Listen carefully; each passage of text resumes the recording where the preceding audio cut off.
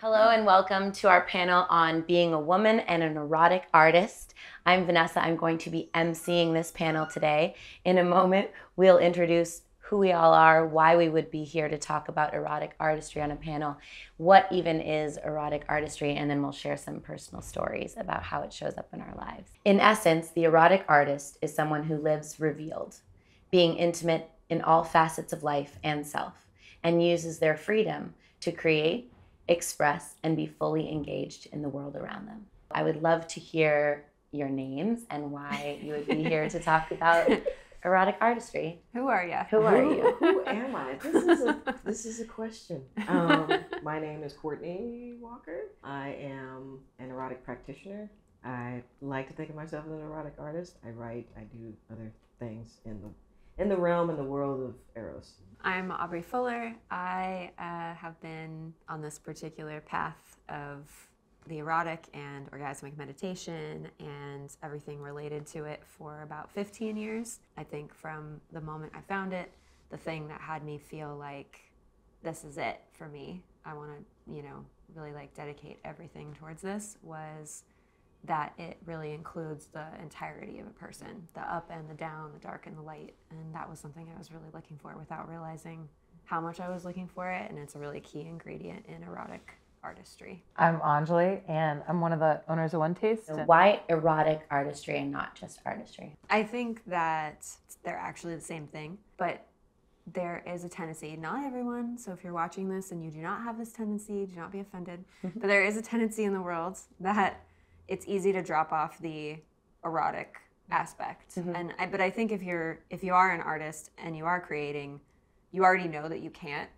But in the idea of life, sometimes it's easy to be like, oh, I'll, attend to that aspect of my being later or something. And so I often talk about them together simply because it's easy to forget about that part of ourselves, and it's absolutely crucial to the process of art creation, living, really functioning as a full human being. Yeah, I love that. I'm an actress, and I found that in my work in acting, since I kind of acknowledged Eros, acknowledged my sexuality, and brought that piece to creating characters and acting, I find it made my work turn into just another practice space for my own freedom too. Like, how do I bring all parts of myself, including, to be honest, parts where I would cut off from before. As an actress, I was always taught you want to just seem sweet, available, and nice. Like, that's like how you go into audition, like very clean slate. And that's kind of flipped for me. Me as an erotic artist really includes all pieces of myself.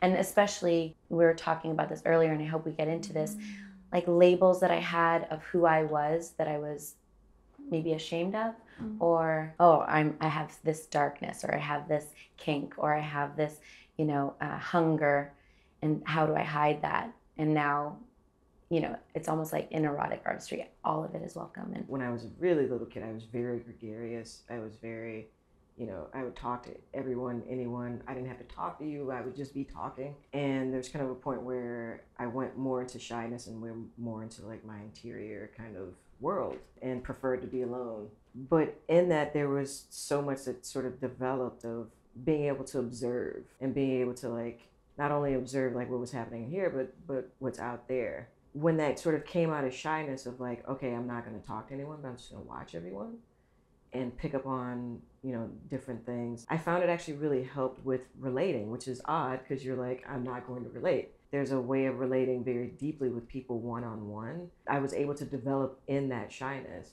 because at the same time where you're like, I want to be isolated or I don't want to be around people, you actually really want to be around people. It can be a sense of overwhelm. But in having that and like learning what that is, like you're actually able to deal with that with other people and connect into that same kind of space with them and drop down with them so that they feel open, like just really open to share and really open to kind of being with you. When I say it, and I say it this way because like it's a literal thing, and it sometimes blows my mind where I'm like, I literally have, been around the world in different locations.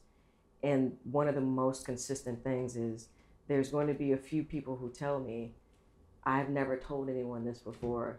I only met you 2 hours ago, and I don't know why I'm telling you this. And I'm like, I don't know. I love that. It's such a great example how you took shyness and then used it and created all this depth with people.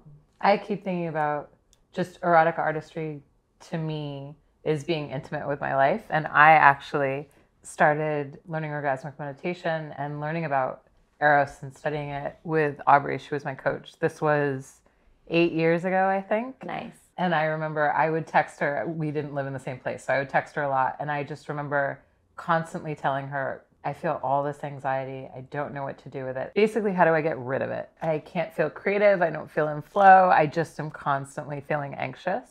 And I remember one day we were texting. She was very patient with me.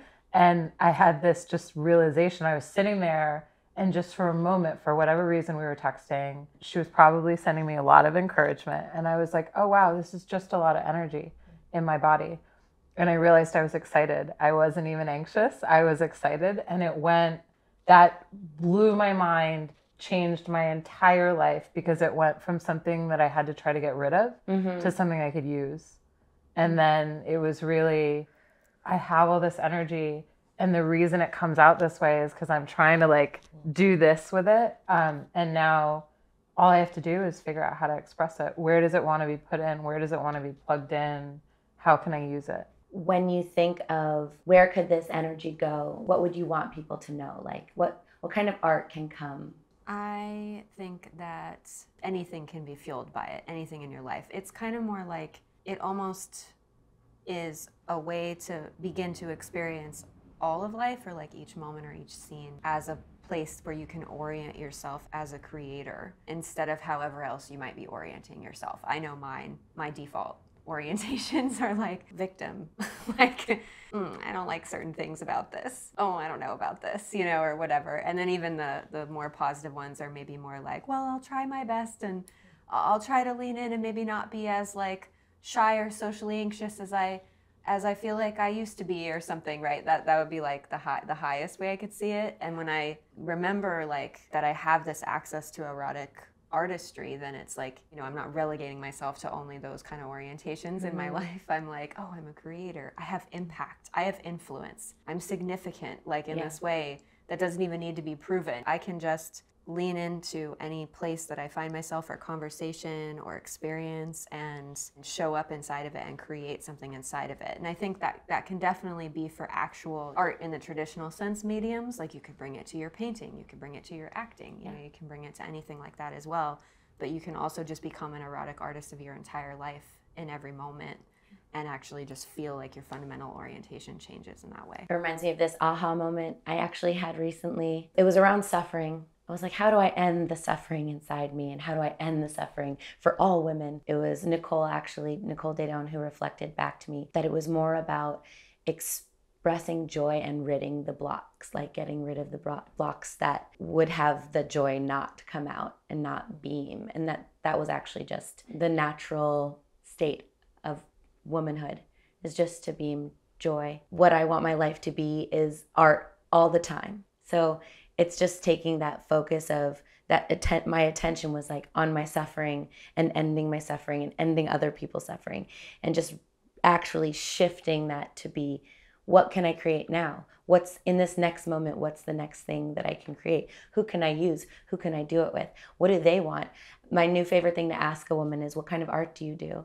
And it really, you can see this shift happen just with that question. It's just this tilt, but the good news is that on the other side of the tilt is always an answer. There's always, oh, this is the kind of art that I do, or this is the kind of art I want to do, or this is how I like to create, or what I like that I see others creating, which is almost the same thing. If you have two options of the way to live, I choose option B. I love that you're asking that of women lately. I think that's a really powerful question. The last time it happened, I asked this woman, Amber. Hi, Amber. She sat down at the table. We were having dinner. She started just telling me about how her relationship was really bumming her out right now. And I just thought, I'm going to ask her what kind of art she does. And it turned out that she loves to do table settings, loves to decorate tables. And the next day, we just had a woman over dinner, and she decorated the tables, and they looked phenomenal. And she was bright and happy, and she felt well used, and like her creative juices were flowing. And I have a shy one, but it's different.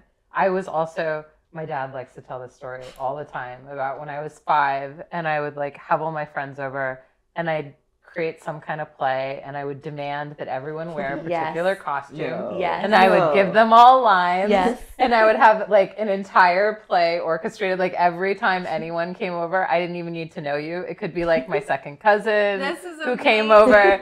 And then I got, whatever, shy. And I kind of got almost like you would be branded as shy, just told, okay, you're shy. You're a shy kid.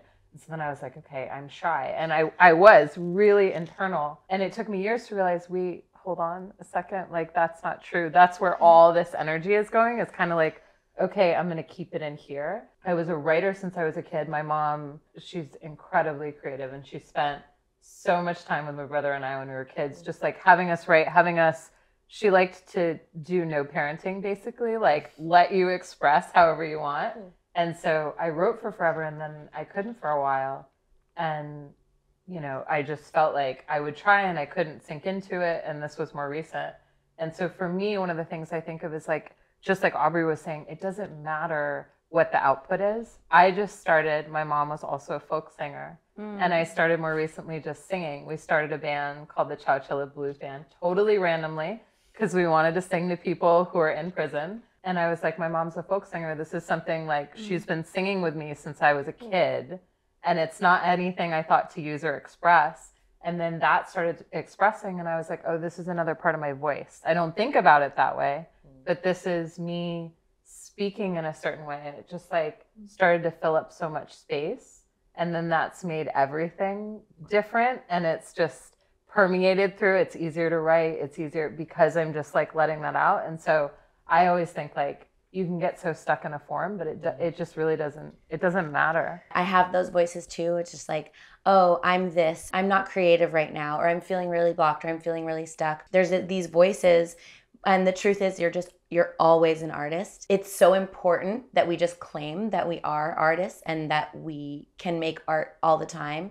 No matter if we're doing a table setting, just like making something look more beautiful, how we see it as being more beautiful is so important, because I sang with you once. You invited me to sing with you in the band. And I remember the feeling I had after that. I think I came up to you and I said, this is the most fun I remember having in a long time. It's because you were brave and said, I'm just going to do this band, and so that I can sing and I can express. When we're doing it with each other, we're just creating more space for other women to have their expression and their artists come out.